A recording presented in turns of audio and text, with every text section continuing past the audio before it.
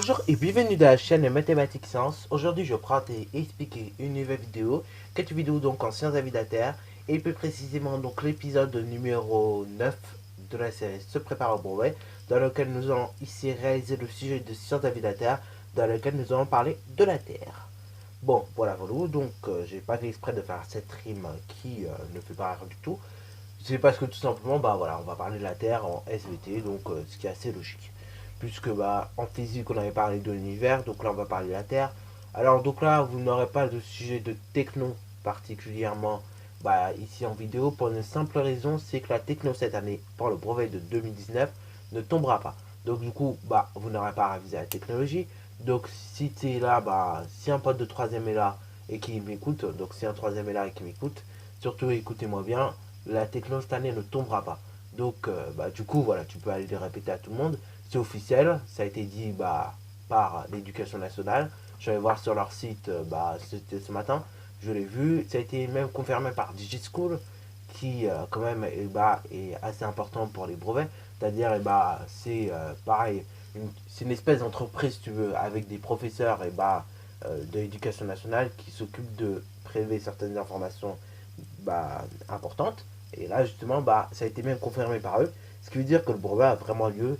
Enfin, en tout cas, dans le brevet de sciences, vous aurez seulement de la physique et de la SVT. Donc, du coup, là, bah, pendant ces prochains mois, on va essayer de s'entraîner sur la physique et la SVT.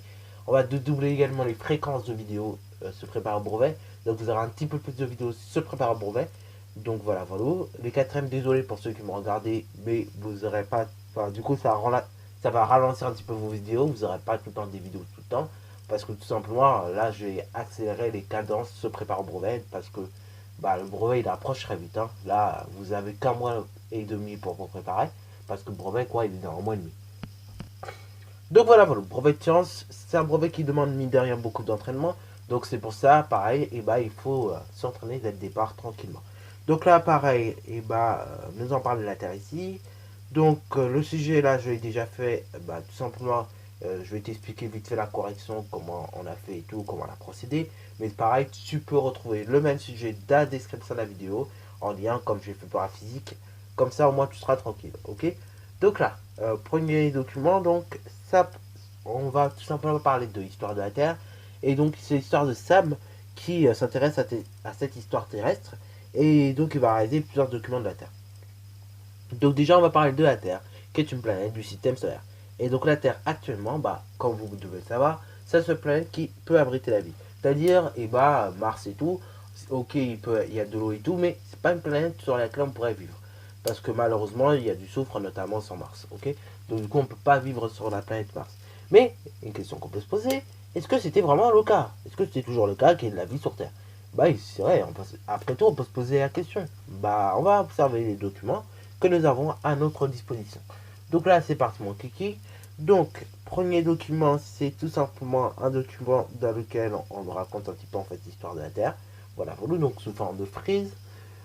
Et donc, voilà, voilà, il faut bien prendre le temps d'analyser ce genre de documents sur frise parce que vous avez tendance à aller trop vite et du coup, ça peut ne pas les faire, ok?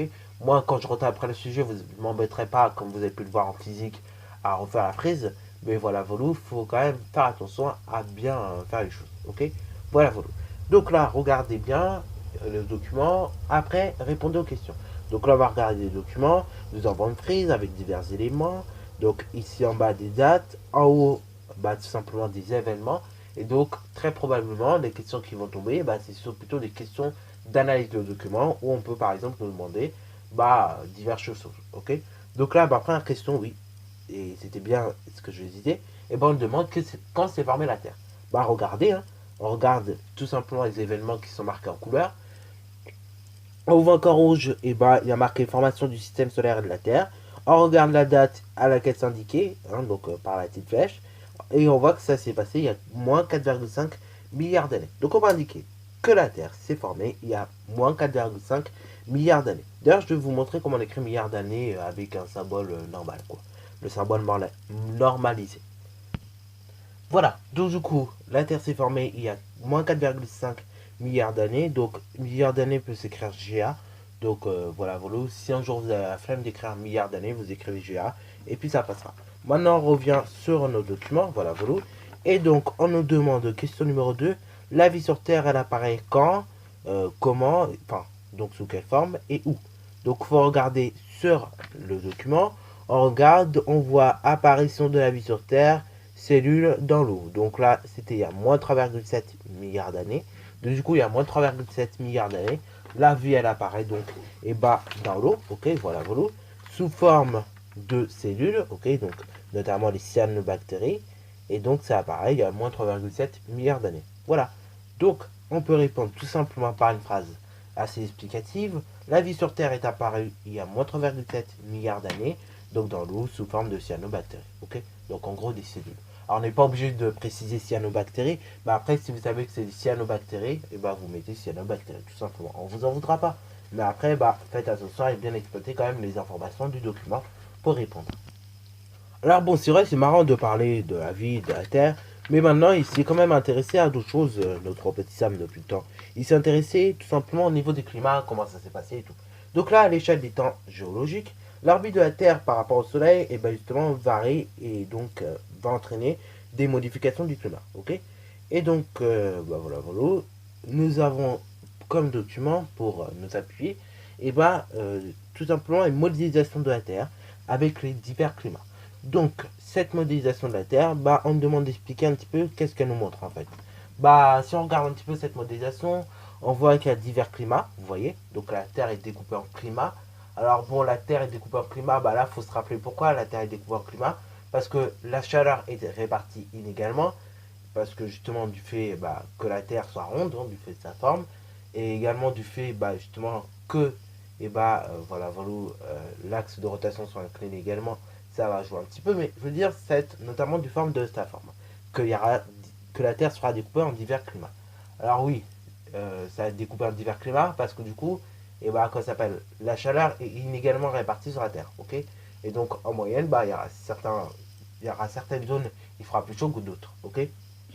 Notamment, il fera plus chaud vers l'équateur qu'au pôle nord ou au pôle sud. Alors, au pôle sud, on pourrait toujours croire qu'il fait chaud parce que c'est au sud, mais non.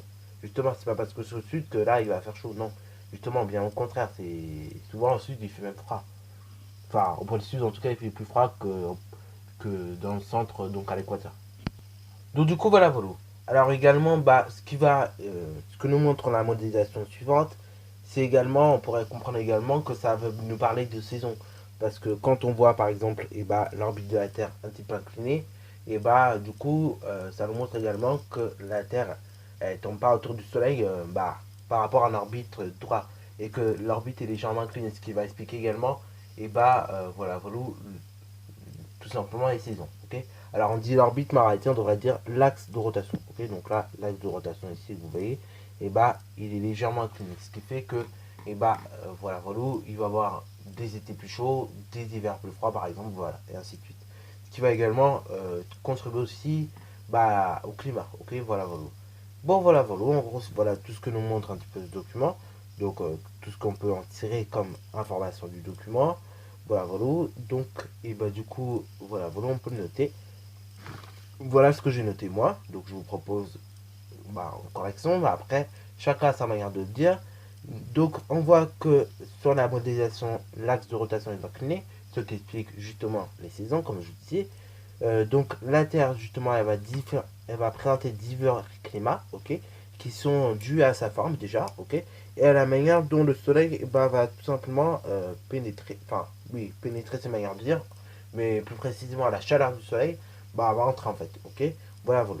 Donc, on peut également conclure que la Terre, mine de rien, la chaleur sur Terre en tout cas est inégalement répartie, ok. Donc on peut également conclure là-dessus, ok. Voilà. Bon maintenant, question numéro 4. Question numéro 4. À l'aide de la modélisation, compléter le schéma donné en annexe. Donc là c'est parti mon kiki. On va compléter l'annexe. Donc là pour compléter l'annexe, en réalité, c'est tout simplement en fait du recopiage, c'est-à-dire je recopier un peu les données qui sont là. Donc du coup, je vais vous montrer à quoi ça ressemble à peu près. Alors là, donc, j'ai fait des hachures, mais après, on peut colorier. Alors, les hachures, c'est plus pratique parce que ça va plus vite et au moins, vous traînez pas trop sur les preuves de sciences. Donc là, les hachures bleues, ça représente tout simplement les zones polaires. Ok, voilà. Les hachures vertes, les zones tempérées. Et la sur orange, ça représente les zones tout simplement équatoriales. Ok, voilà, voilà. Et donc en titre, on peut mettre carte du climat terrestre. Bon, dernière question, et c'est une conclusion. On demande de montrer que la Terre est une planète active. Donc là, cette fois-ci, c'est à l'aide de nos connaissances, éventuellement avec les informations du document. Donc là, pour que ça aille plus vite, je vais vous montrer un modèle. Après, vous pourrez faire comme vous voulez, mais donc je vais vous montrer un modèle que j'ai fait. Et donc là, voilà, voilà, comme ça au moins vous pouvez avoir une idée de à quoi ça ressemble une synthèse.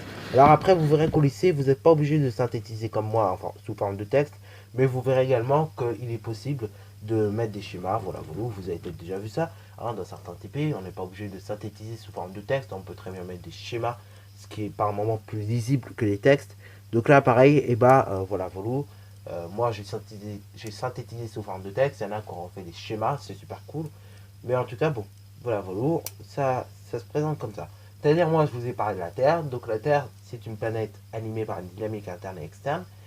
La dynamique interne, j'ai un petit peu rappelé ce que c'est. C'est tout simplement tout ce qui concerne les phénomènes qui sont dus à l'activité interne de la Terre, volcanisme, sismologie, donc les séismes, ainsi que la tectonique des plaques.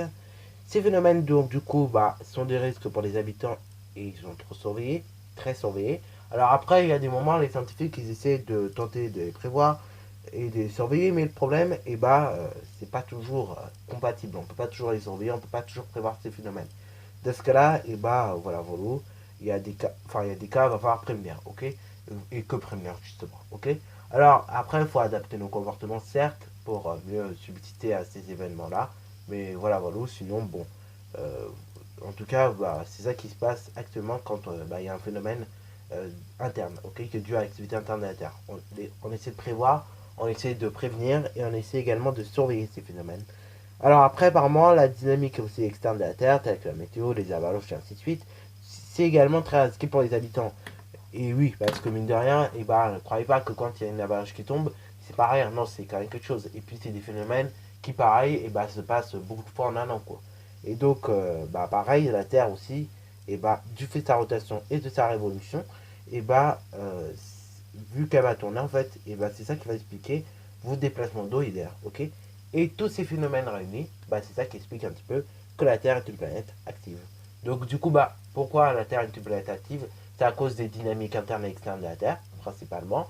Les dynamiques internes, c'est tout ce qui concerne l'activité interne de la Terre, tandis que les dynamiques externes de la Terre, c'est tout ce qui concerne l'activité finalement externe de la Terre, la météo, donc avalanche, tout ça. Et également, donc, les déplacements d'eau et d'air, c'est de la dynamique externe. Voilà, voilà. Donc, dernière chose, compléter le schéma. Donc, on me demandait de faire ça. Du coup, c'est parti mon kiki. On va compléter le schéma au fur et à mesure. Donc là, il est déjà complété comme vous pouvez le constater. Donc là, je vais juste vous expliquer comment on a fait pour compléter ce schéma. Donc au final, le schéma que vous avez ici, ça raconte un petit peu tous les événements, notamment qui sont indiqués sur le document 1. Et ça relève un petit peu du sujet de physique également. Parce que du coup, dans le sujet de physique, à un moment, vous parlez de la naissance de l'univers. Donc là, vous voyez, tous les événements qui sont ici, finalement, en fait, c'était ça qui... Enfin, c'est la suite de tous ces événements-là qu'il fallait remarquer sur le schéma ci-dessous. Donc là, il y a 13,7 milliards d'années, on a eu tout simplement le Big Bang.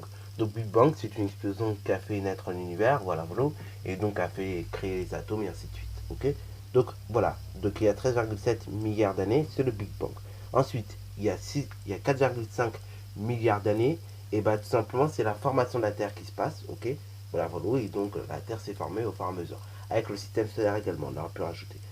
Il y a moins 3,7 milliards d'années, c'est le développement de la vie. Donc là, il fallait juste marquer la date ici. Hein, vous voyez, vous voyez qu'il y avait un petit espace. Donc voilà, voilà, c'était pour la date. Ensuite, il y a 66 millions d'années, c'est la disparition des dinosaures, ok, et l'apparition des mammifères, ok. Et puis ensuite, vous avez tout simplement l'apparition de l'homme, il y a moins 2,4 millions d'années.